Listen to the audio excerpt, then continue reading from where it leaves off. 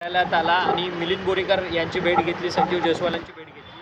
त्याच्यासोबत पक्षाचे देखील पदाधिकारी होते. कोणते मुद्दे त्यांच्यासमोर मांडले? नाही, काय होतं की जेव्हा केव्हा आम्ही आमच्या पदाधिकाऱ्यांना भेटतो तेव्हा त्यांच्याकडनं आमच्यापर्यंत लोकांना असणाऱ्या अडचणी सांगितल्या जातात, कागदपत्र आमच्याकडे येत असतात.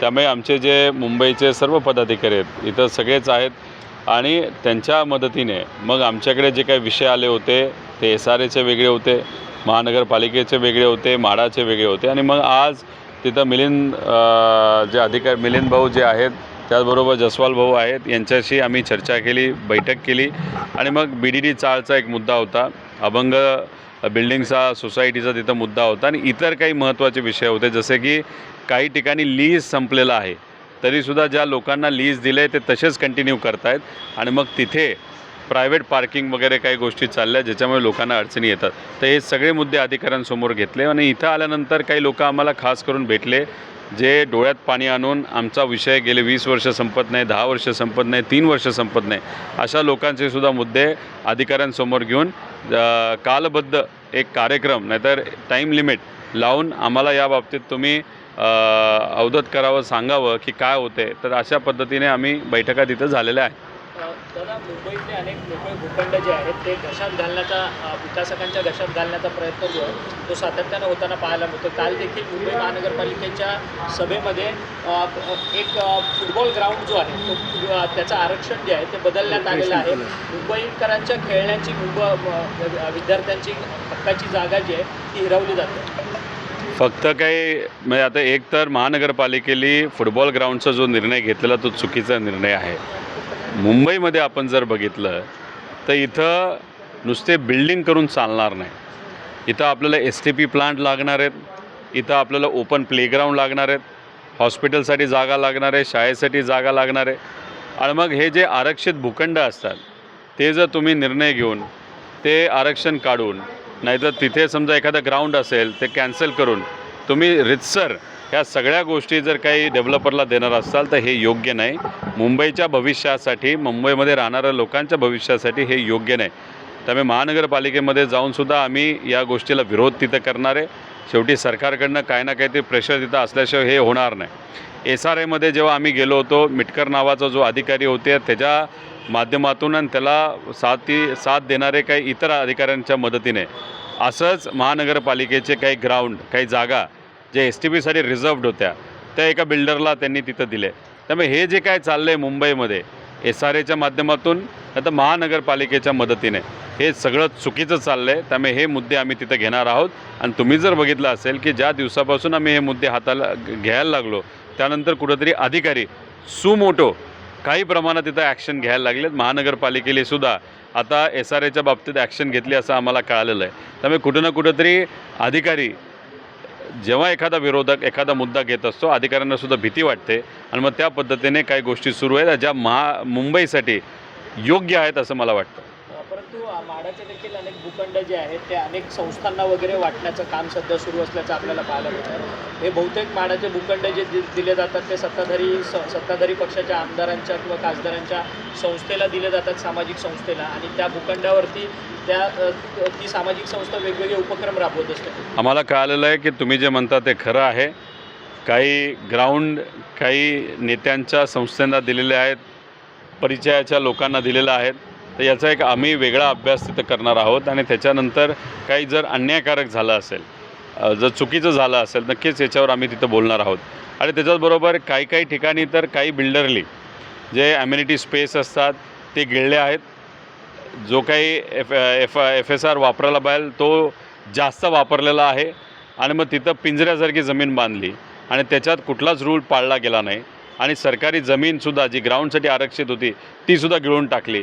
हे जे काही मुद्दे आहेत ते पुढच्या काही दिवसात, महिन्यात आम्ही नक्कीच विविध SRA, म्हाडा नाहीतर महानगरपालिका यांच्यासमोर त्यांनी केलेल्या चुका त्यांच्यासमोरसुद्धा तुमच्या माध्यमातून आणि लोकांच्या समोरसुद्धा आम्ही आणल्याशिवाय राहणार नाही. मुंबई महानगरपालिकेच्या महापौर आहेत रितू तावडे, त्यांनी स्वतःच्या सोशल मीडियावरती जवळपास त्यांचा 25 लाखाचा खर्च होणार आहे आणि तशा पद्धतीचं निर्णय घेतलेला आहे. एक तर तावडे मॅडमनी एक समजून घेतलं पाहिजे की महानगरपालिका मुंबईमध्ये असणारा जो पैसा आहे हो सामान्य लोकांचा पैसा आहे. तुमचं पब्लिसिटी व्हावी, तुमच्या रील बनवल्या जाव्यात, तुम्ही तिथं तुमच्या रीलच्या माध्यमातून कुठंतरी प्रसिद्ध व्हावेत, उद्याचे आमदार व्हावेत याचा प्रयत्न जर तिथं केला जात असेल तर ते चुकीचं आहे. आता दिल्लीमध्ये जेव्हा कॅबिनेटची बैठक झाली तेव्हा देशाच्या विकासाच्या विषयाच्या ऐवजी तिथं चर्चा झाली होती की आता सगळ्या नेत्यांनी तिथं अशा सोशल मीडियाच्या एजन्सी घेतल्या पाहिजे. तशी चर्चा महाराष्ट्रामध्ये झाली, तशी चर्चा आता महानगरपालिकेमध्ये व्हायला लागली. म्हणजे कामं कमी आणि प्रसिद्धी जास्त करा असं जर प्रमुख नेतेच सांगत असतील तर मग महापौरसुद्धा त्याच पद्धतीने 25 लाख रुपयाचा खर्च जो गरिबाच्या पैशातला आहे तो करून स्वतःची प्रसिद्धीसाठी खर्च केला जात असेल तर हे अयोग्य आहे, योग्य नाही.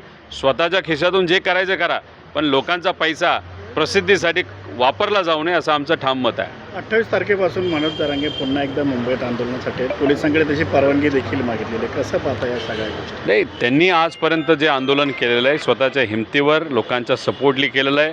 ते सामाजिक कार्यकर्ते आहेत आणि जेव्हा एखादं आंदोलन करत असताना कधी घ्यायचं, कुठं घ्यायचं हा निर्णय त्यांचा आहे. एखादं आंदोलन केल्यानंतर सरकारकडनं ज्या काय वाटाघाटी झाल्या, चर्चा झाल्या, जो काय GR काढला, आंदोलन मागे घ्यायचं का नाही घ्यायचं हा त्यांचा तिथं निर्णय होता. त्यामुळे आता 29ला 28ला जे काही मुंबईमध्ये आंदोलन करण्याचा ते विचार करतात तो पूर्णपणे निर्णय त्यांचा तिथे आहे. त्याच्यात आम्हाला खूप काही बोलता येणार नाही. पण एक गोष्ट मात्र इथं मी सांगतो, आपल्याला आरक्षणाचा मुद्दा मराठा समाजाचा, धनगर समाजाचा, त्याच्याचबरोबर इतरही काही आरक्षणाचा मुद्दा जर आपल्याला सोडवायचा असेल आणि तो कोर्टात टिकणारं आरक्षण आपल्याला मिळवायचं असेल ते महाराष्ट्रामध्ये आपल्याला मिळणार नाही. त्याला पार्लमेंटमध्ये जाऊन घटना दुरुस्ती केल्याशिवाय कोर्टात टिकणारं आरक्षण हे आपल्याला मिळू शकत नाही. त्यामुळे प्रयत्न जर करायचे असेल परमनंट आरक्षण देण्याचं तर मग आपल्याला प्रधानमंत्री साहेबांबरोबर बसावं लागणार आहे, नाहीतर तिथं लढावं लागणार आहे, आंदोलन दिल्लीला करावं लागणार आहे आणि पार्लमेंटमध्ये असणारे सत्तेतले आणि विरोधातले या सगळ्या खासदारांना एकत्रित करून एकत्रित हा मुद्दा मांडला तरच मला असं वाटतं की हा आरक्षणाचा मुद्दा कायमस्वरूपी कोर्टात टिकणारा हा मार्गी लागू शकतो. की आता बारामतीचा कोणी वाली नाही राहिला. खरं तर बारामतीमध्ये गुन्हे वाढले, विकास कामांची कामं जी आहेत ती डोकीवर काढतात. पत्रात उल्लेख करतात. पवारसाहेब या वयामध्ये सुद्धा आवर्जून बारामतीला जाऊन तिथे असणाऱ्या सामान्य लोकांशी संवाद साधतात, पदाधिकाऱ्यांनी संवाद साधतात. सुप्रियाताई खासदार असल्यामुळे त्यांचं तर लक्ष तिथं आहेच आणि युगेंद्रसुद्धा त्या भागामध्ये फिरतो असं मला कळतं. पण दादांशी कम्पेअर केलं तर दादांची स्टाईल वेगळी होती. आठवड्यातून एक दिवस बारामतीला ते असायचे, अधिकाऱ्यांवर वचक असायचा. एखादी चुकीची गोष्ट त्यांना घडती असं त्यांना कळलं एका फोनवर ती अडचण तिथं सुटली जायची.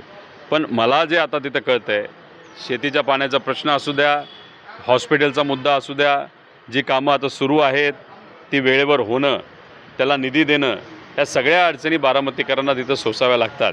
त्यामुळे दादांच्या स्टाईलमध्ये आपल्या सगळ्यांना काम तिथं करावं लागणार आहे. दादांना कॉपी करता येणार नाही, दादांसारखं बनता येणार नाही, पण मात्र त्यांच्याकडे बघून ज्या पद्धतीने प्रशासनावर ते वचक ठेवत होते, एक धाक ठेवत होते, तो धाक मात्र तिथं ठेवावा लागेल. ड्रग्ज वाढलेत तिथे.